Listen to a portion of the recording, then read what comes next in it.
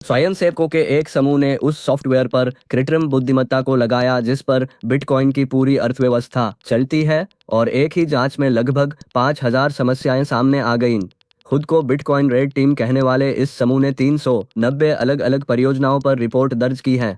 इनमें से 720 को उच्च या गंभीर श्रेणी में रखा गया है और 85 सीधे तौर पर गंभीर है।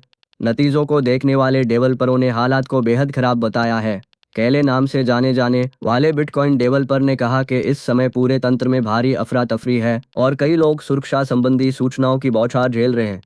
इसका मतलब ये नहीं कि बिटकॉइन का नेटवर्क खुद टूट गया है, क्योंकि ये रिपोर्टें उसके इर्द गिर्द बने वॉलेट, औजार और सेवाओं की परत से जुड़ी है। एक रिपोर्ट पुष्ट चोरी नहीं होती, और असल में जो बदला है वह रफ्तार है, क्योंकि जिस कोड को पढ़ने में पहले वर्षों लगते थे उसे मशीनों ने कुछ ही दिनों में खंगाल दिया।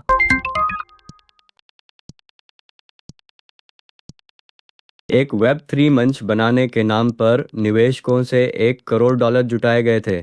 संघीय अभियोजकों का कहना है कि उसमें से लगभग कुछ भी उस काम पर खर्च नहीं हुआ। डिजिटल संग्रह वस्तुओं के बाजार फ्यू एंड फार के संस्थापक पर धोखाधड़ी का आरोप लगा है और कहा गया है कि उन्होंने निवेशकों से कहा कि उनका पैसा मंच को खड़ा करेगा, फिर उसे निजी खर्चों में मोड़ दिया।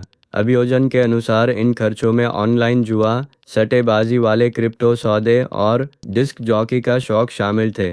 फ्यू एंड फार पिछले दौर के अधिक चर्चित बाजारों में से एक था और तब शुरू हुआ जब ऐसे मंच नई डिजिटल अर्थव्यवस्था का वादा करके बड़ी रकम जुटा रहे थे।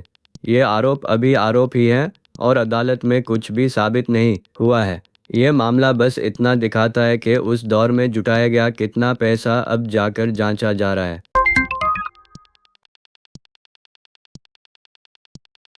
रूस ने पहली बार क्रिप्टो खरीदने और रखने के लिए नियमों का पूरा ढांचा लिखा है, और जो आंकड़ा सबसे ज्यादा खटकता है वह यह है कि आम रूसी कितना कम खरीद सकते हैं।